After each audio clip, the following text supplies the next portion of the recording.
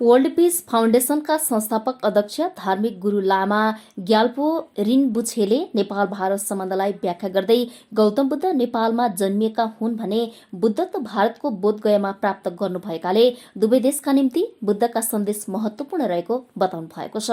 आयोजक संस्थाको अध्यक्ष समेत रहनुभएका रिम्बुछेले अहिले पनि बुद्धका सिद्धान्त विचार उत्तिकै महत्वपूर्ण रहेकाले विश्व शान्तिका निम्ति बुद्धका विचार विश्व सामु फैल्याउनु आवश्यक रहेको विचार व्यक्त गर्नु भएको छ। वो सद्भाव, सेवा, कल्याण सबको एकता करके मैत्री पूर्वक सद्भाव में ले जाना चाह रहा हूँ। बुद्धिस्ट वर्ल्ड पीस फाउंडेशन आगामी दिन में विश्व धर्म, विश्व जातियाँ, विश्व युद्ध हो रहा है, उसके लिए हम ये नेपाल से जो लुम्बिनी से शांति का दीप जलाकर भारत इधर से भारत के मूवमेंट चलाकर सब राष्ट्र में आगे ले जाना चाह रहा हूँ। इसीलिए मानव 21वीं शताब्दी में सब तनाव हो रहा है, दिमाग में थोड़ा टेंशन हो रहा है, मानसिकता जो काम नहीं कर रहा है, उस काम के लिए हम मेडिटेशन योग का एक निर्माण करने के लक्ष्य ले रहा है। उसके लिए हम मेडिटेशन योग का माध्यम से और आयुर्वेदिक का माध्यम से आगे बढ़ाने के लिए हम ये संस्था से कार्यक्रम सुचारू करने का अंतिम चरण में हो रहा है। उहाँले आजको यस 192 देशका नागरिक अभिनन्दन कार्यक्रमलाई सम्बोधन गर्दै यस्ता कार्यक्रमले नेपाल र बुद्ध चिनाउन सहयोग पुग्ने विचार समेत व्यक्त गर्नुभएको छ।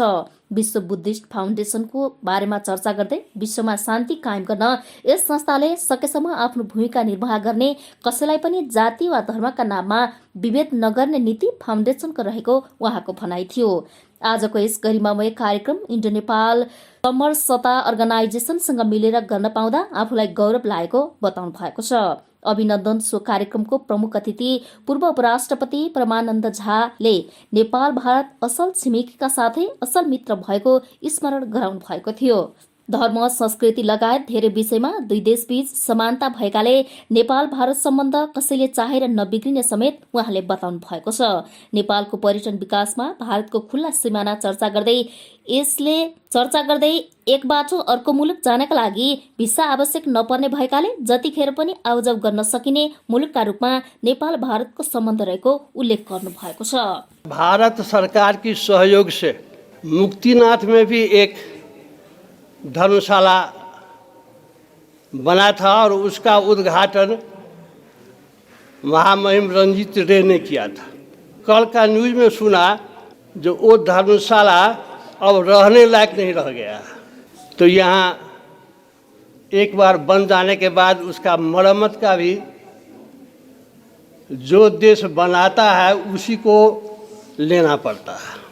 उम्मीद है शायद ये विषय हमारे पड़ोसी देश आप लोगों के मार्फत भी पहुंचेगा और भारत सरकार फिर मुक्तिनाथ, जहाँ दक्षिण भारतीयों का आना जाना बहुतायत के रूप में होता है, उस जगह का धर्मशाला फिर का जीर्णोद्धार हो, आदमी को, यात्रियों को रहने ठहरने का अच्छा सुविधा मिले। मुझे उम्मीद है आप लोगों के मार्फत इसका पहल होगा। कार्यक्रमको सफलताको कामना गर्दै जसपा नेपालका अध्यक्ष तथा पूर्व उपप्रधानमन्त्री उपेन्द्र यादवले नेपाल भारत बीचको सम्बन्ध अन्य देशको सम्बन्ध भन्दा फरक छ। खुल्ला सिमाना, धर्म, संस्कृतिसँग जोडिएका दुई मुलुक एक असल छिमेकी भएकाले एकअर्कालाई अप्ठ्यारो परिस्थितिमा सहयोग गर्दै आएको समेत चर्चा गर्नुभएको छ। विश्व शान्ति अभियानका अन्तर्गतका यस्ता कार्यक्रमले शान्ति कायम गर्न, सचेतना फैलाउन सहयोग पुग्ने उहाँले बताउनु भएको छ। संस्कृतियों के बीच में, समुदायों के बीच में से लेकर के राज्य से लेकर हमारा बहुत ही अच्छा संबंध रहा है। जहाँ तक शांति की बात है, हम लोग जब टेलीविज़न में बैठते हैं देखने के लिए तो लगता है कि अब न कब अब न्यूक्लियर हथियार का प्रयोग होगा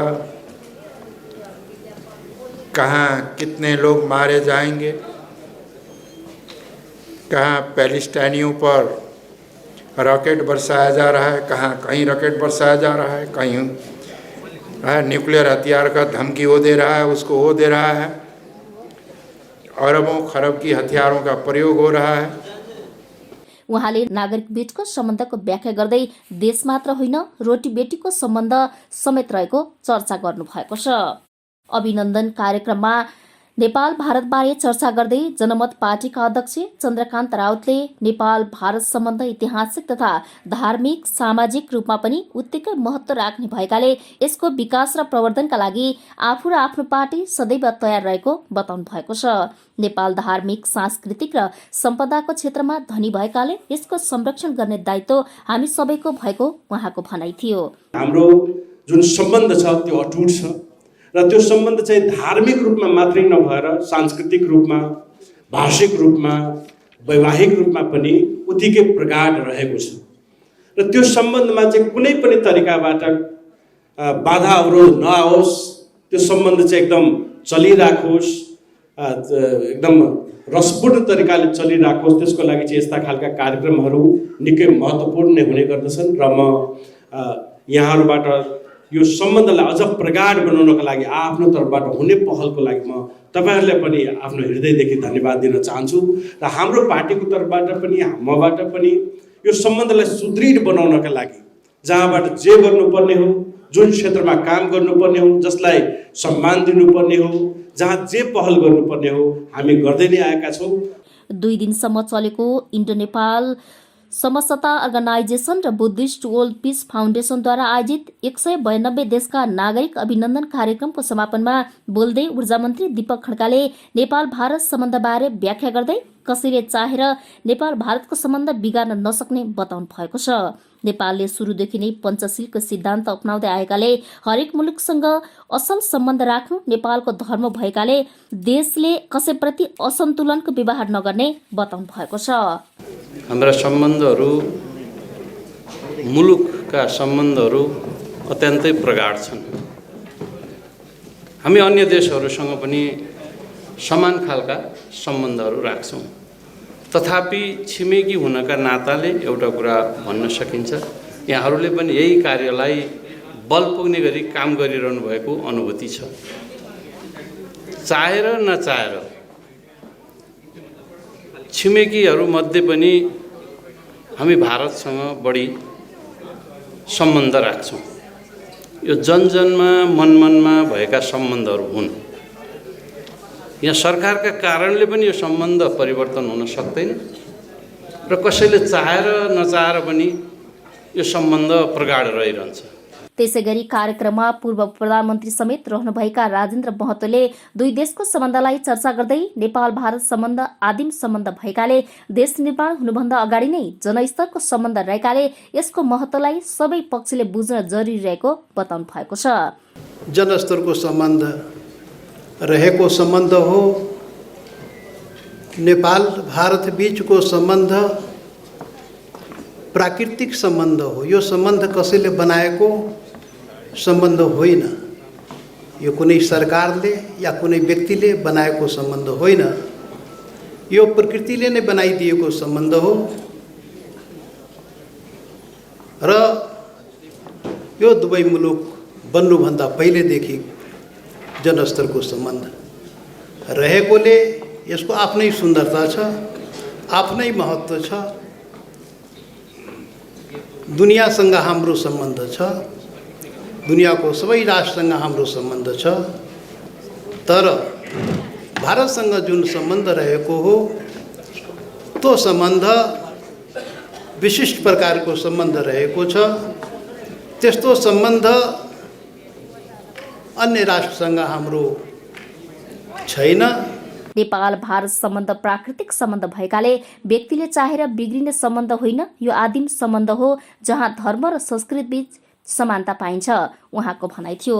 कार्यक्रममा डाक पञ्जीयरले हरेक मानिसले सकारात्मक विचारलाई ध्यान दिनुपर्ने बताउँदै मनको सुखी नहुनेले मनको सुखी नहुने मान्छेले कहिले सुख र शान्ति प्राप्त गर्न नसक्ने बताउनु भएको छ, जसका लागि घर परिवारको वातावरण नै शान्त राख्न जरुरी रहेको उहाँको भनाइ थियो। त्यसैगरी आफ्नो काम इमानदारीतापूर्वक गर्नुपर्नेमा उहाँले जोड दिनु भएको छ। और मैं संसार का पहला नेपाली हूँ जिसने मेमोरी पावर में 3 गिनीज वर्ल्ड रिकॉर्ड किए हुए हैं। राइट, तो थैंक यू वेरी मच। और जो मुझे जिस प्यार के लिए, आशीर्वाद के लिए मुझे बुलाया, उसको मैं तहे दिल से शुक्रिया करना चाहता हूँ। और जैसे कि इस फाउंडेशन का नाम ही है world peace foundation, Buddhist world peace foundation, तो हर इंसान को इसमें से ये सीखना चाहिए कि लाइफ में आप कुछ भी बन जाओ, अगर मन का सुकून और शांति नहीं है तो पाया हुआ चीज़ का कोई मतलब ही नहीं है। राइट, और किसी बुजुर्ग ने कहा है कि अगर जो भी इंसान अगर सफलता पाना चाहते हैं, मन का सुकून पाना चाहते हैं, तो पहले अपने घर का जो वातावरण है उसको पहले अच्छा करें। त्यसैगरी कार्यक्रममा इन्जिनियर के शर्माले वैदिक संस्कृति विश्वको पुरानो संस्कृति भएको बताउनु भएको छ। उहाँले आफ्नो संस्कृतिको पालना गर्न सके अरू केही गर्न नपर्ने बताउनु भएको छ। कपिल ऋषि जिन्होंने सांख्य दर्शन की रचना की, वो आज भी उनका जो है तपस्थली जो है कोलायत सरोवर के पास में है, उनका जो है मंदिर बना हुआ है। तो इसलिए हम जो है ना कर्दम ऋषि के उसे आए हैं। मेरा जो है आप सबको ये कहना है कि अपनी संस्कृति की जब तक हम रक्षा नहीं करेंगे, जब तक हम अपने बच्चों को वैदिक संस्कृति से ओतप्रोत शिक्षा नहीं करेंगे, गुरुकुल शिक्षा पद्धति का जब तक विकास नहीं होगा। कार्यक्रममा पूर्व मन्त्री गणेश शाहले नेपाल र भारतको आध्यात्मिक सम्बन्ध भएको बताउँदै जनकपुर र अयोध्याको सम्बन्धको सम्झना गर्नु भएको छ। यसैगरी सांसद रेखा यादवले नेपाल र भारत सिमानाको कारण मात्र फरक भएको भन्दै भाषा, धर्म, संस्कृति सबै एउटै भएको बताउनु भएको छ। नेपाल देवताको नगरी भएकोले यस पवित्र स्थानमा भएको यस कार्यक्रमको सफलताको कामना गरेको बताउनु भएको छ। वो लोग अटल जी जो है ना, उसका केंद्र जो है वो नवप्रवर्तन सृजनात्मक काम करो, है ना। इसीलिए सब जो युवा लोग हैं वो अभी नवप्रवर्तनात्मक काम करें। हमारे कुलदीप जी किधर गए? ये हमारे यहाँ आते हैं तो मैं कहता हूँ, मैं जितना भी, जैसे वैसे मेरी तबीयत आज उतना ठीक नहीं है, लेकिन ये बुलाए तो मैं कहता हूँ कि मैं भारतवर्ष के साथ बहुत क्षेत्र में काम करता हूँ। पानी के क्षेत्र में काम करता हूँ, जन स्तर पर काम करता हूँ, भारतीय वैज्ञानिकों के साथ काम करता हूँ। ये जो विभिन्न स्तर का जो संबंध है, जैसे कि हम लोग जन संबंध कहते हैं। अभिनन्दन कार्यक्रममा आफ्ना भनाइ राख्दै राप्रपाका उपाध्यक्ष तारानाथ लुइटेलले यस्ता कार्यक्रमले नेपाल भारत सम्बन्धलाई मजबुत बनाउनका साथै जनता बीचको सम्बन्ध बलियो बन्ने धारणा राख्नु भएको थियो। नेपाल गौतम बुद्धको जन्मस्थल भएकाले यसको महत्त्वलाई विश्व स्तरमा फैलाउन आवश्यक रहेको विचार समेत राख्नु भएको थियो। विशेष गरी यो अहिले जुन हलमा हामी बसेर कार्यक्रम गरिराखेको छु, त्यो चाहिँ के भने यो जुन चाहिँ यो धर्मशाला छ, यो धर्मशाला चाहिँ भारतको सहयोगबाट, मित्र राष्ट्र छिमेकी राष्ट्र भारतको सहयोगबाट लगभग 34 करोड भारतीय आइसी 34 करोडको उसबाट यो चाहिँ के भने नेपाल र भारतको चाहिँ के भने मित्रताको प्रतीकको रूपमा चाहिँ के भने यो भारतले बनाएर चाहिँ के भने हामीलाई पशुपति क्षेत्र विकास कोषलाई हस्तान्तरण गरेर दिएको, यो चाहिँ के भने हाम्रो भारत र नेपालको बीचको चाहिँ के भने एउटा सहयोगको प्रतीक, मित्रताको प्रतीकको रूपमा चाहिँ के भने यो धर्मशाला रहेको छ। यो धर्मशाला भएको कारणले गर्दा भारतबाट चाहिँ के भने पाल्नु हुने, मित्र राष्ट्रबाट पाल्नु हुने त्यो पशुपतिनाथ चाहिँ के भने तीर्थ गर्न आउनेहरूलाई यो धर्मशालाले धेरै ठुलो सेवा पुर्याइदिएको छ।